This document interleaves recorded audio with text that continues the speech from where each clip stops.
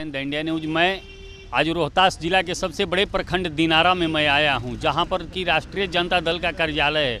और मैं आज यहाँ पर राजद कुछ कार्यकर्ता हैं और कुछ पार्टी के अध्यक्ष भी हैं, जो कि इनसे हम बात करते हैं और आप तक पहुंचाते हैं कि जो बिहार में अभी सरकार जो पलट गई है, फिर से ये बार बार पलट रही है सरकार, इस पर राजद के लोगों की क्या कहना है, मैं आप तक इन लोगों की जुबानी सुनाता हूं।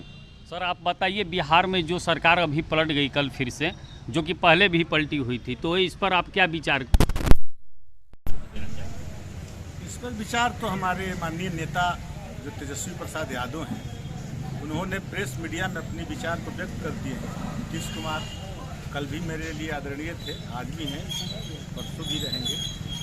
लेकिन मुझे इसके बारे में बहुत कुछ नहीं कहना है, लेकिन इतना जरूर कहना है नौजवान होने के नाते कि जो तेजस्वी यादव के नेतृत्व में जो बिहार में विकास हुआ, जो उन्होंने वादा किया, उस वादा को उन्होंने पूरा करने की कोशिश कर रहे थे, जिसमें आधे पूरा कर चुके हैं। ये जो भाजपा के लोग हैं, उन्हें अच्छा नहीं लगा विकास न हो बिहार में।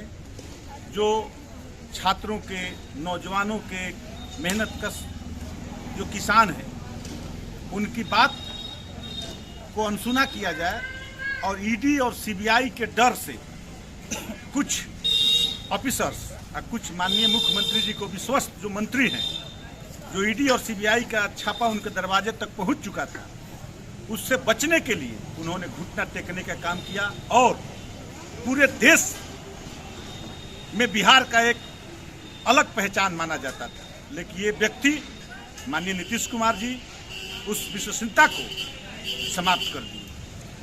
देखिए, ये हैं हमारे साथ दिनारा प्रखंड से राष्ट्रीय जनता दल के अध्यक्ष संतोष जी, जो कि एक बहुत बड़ा खुलासा कर रहे हैं कि ईडी का छापा पड़ने वाला था।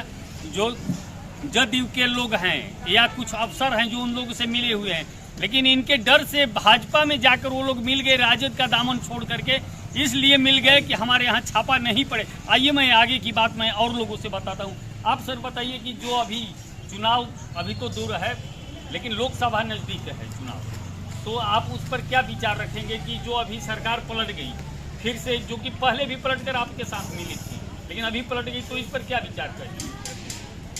पिछले चुनाव में हम लोग सरकार बनाने जा रहे थे, लेकिन बेईमानी से हमारे विधायकों को तो हरा दिया गया। और इस चुनाव में, लोकसभा चुनाव में, हम 40 का 40 जीतेंगे, क्योंकि जनता इन लोगों का कर्म को देख रही है। सर आप चुनाव से पहले जब यहाँ घूम रहे थे दिनारा में, तो उस समय तो आपके साथ चुनाव में सरकार लोग बना लिए, फिर पलट गए, और आने वाले भविष्य में बच्चों का अब क्या होगा, जो छात्र नवयुवक हैं, जिसके लिए आप क्या कहना चाहेंगे छात्रों की भविष्य के लिए? ये विश्वासघात हुआ है। नीतीश कुमार जी ने जब बिहार की जनता के साथ सबसे बड़ा विश्वासघात और धोखाधड़ी किए हैं, ये इनको पता होना चाहिए कि महागठबंधन की सरकार अपने एजेंडे पर मूलतः काम कर रही थी।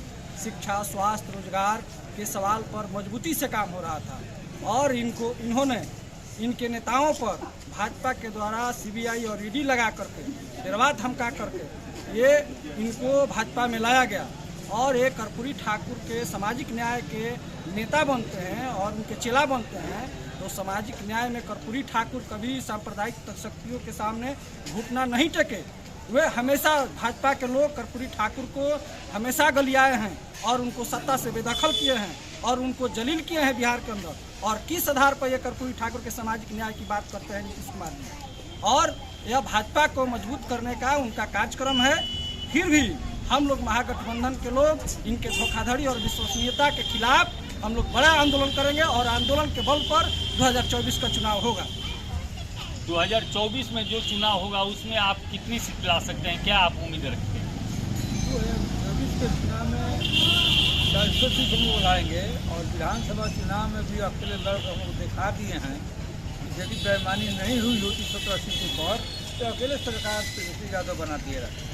और इस बार अपार समर्थन मिलेगा। जो 17 साल नीतीश नहीं कहिए तो लंगटू राम कहिए, ना लंगटू राम जी का 17 वर्ष का कार्यकाल और तेजस्वी यादव का 17 महीने का कार्यकाल में तुलना होगा और देखा जाएगा कौन अच्छा है, समय बताएगा।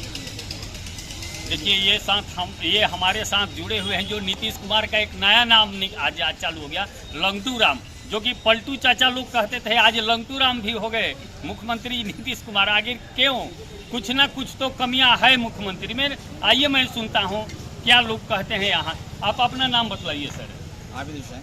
आप दिनारा से हैं, कितने दिनों से यहाँ राजद में जुड़े हैं? राजद का कहता नहीं है, गठबंधन के, महागठबंधन के। अच्छा है ना? जी जी जी। और है भी, हाँ। जब सब है तो साथ ही में है। देखिए अभी जो घटनाक्रम जो हुआ है और जो हमारे नीतीश बाबू अभी जो गठबंधन जो इन्होंने जो रखी गठबंधन की नींव, सर्वे यही रहे इन्होंने। हाँ बोलिए बोलिए। है ना, सर्वे यही रहे।